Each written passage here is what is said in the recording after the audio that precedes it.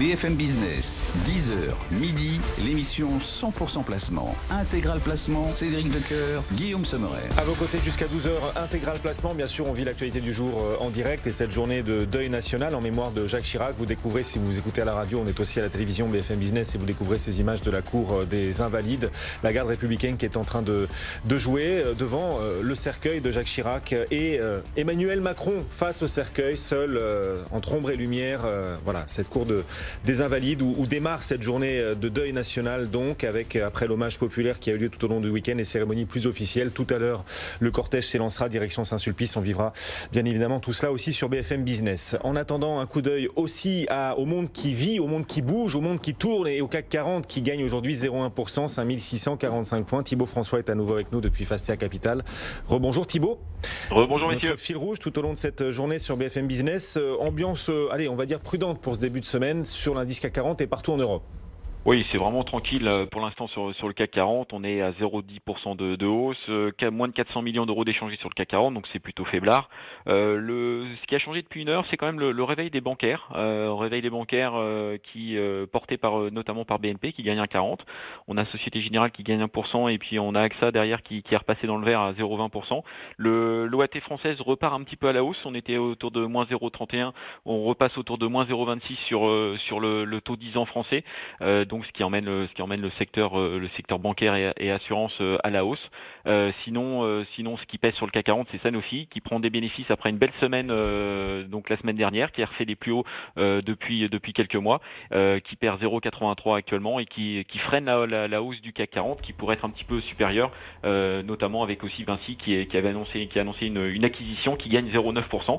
Donc un marché on va dire mou, mais en hausse malgré un mois de septembre qui se passe quand même très bien depuis le 1er septembre. Voilà, parce que on va évoquer dans un instant les plus fortes hausses, plus fortes baisses, et notamment la plus forte hausse Saint-Gobain plus 2,6. Vous nous expliquerez pourquoi Saint-Gobain aujourd'hui est largement devant les autres. Mais quel bilan est-ce qu'on peut tirer de ce troisième trimestre, puisque c'est la dernière séance du trimestre aujourd'hui? Quel bilan est-ce que vous en tirez, Thibaut?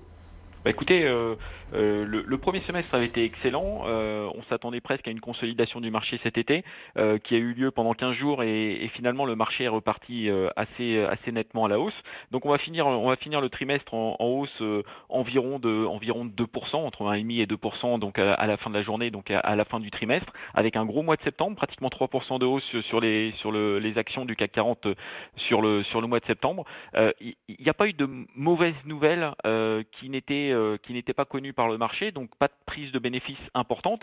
Et c'est vrai que aujourd'hui, même si le CAC 40 est sur ses plus hauts, il reste peu cher et surtout il n'y a pas de grosse solution pour aller placer son argent ailleurs que sur les actions. Les rendements sont extrêmement faibles sur la partie obligataire, sur la partie monétaire, et donc le marché action et notamment le marché action des actions européennes est plutôt bon marché et a un rendement qui est attractif, pratiquement 4% de rendement sur le CAC 40. Quand on voit que les obligations de ce même CAC 40 rapportent autour de 0%, c'est plutôt à privilégier dans les portefeuilles et c'est pour ça que le mois de septembre a été plutôt bénéfique. Voilà.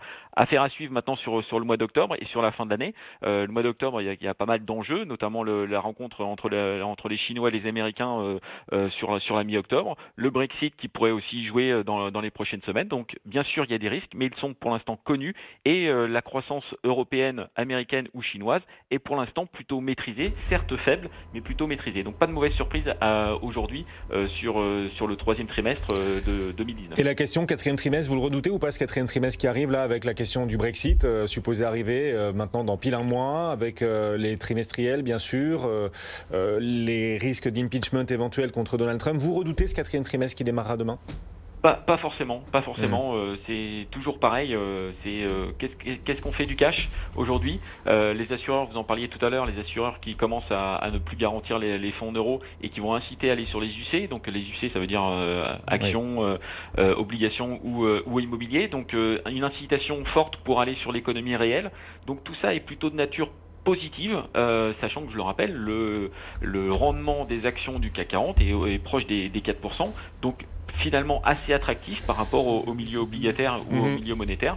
Donc pour moi, c'est vrai que, sauf grave crise majeure, le CAC 40 a plutôt une tendance positive moyen terme et donc pas forcément très inquiet sur le quatrième trimestre 2019. Thibaut François avec nous depuis Fastia Capital et donc Saint-Gobain en tête aujourd'hui à plus 2,2%. Saint-Gobain qui maintient ses objectifs.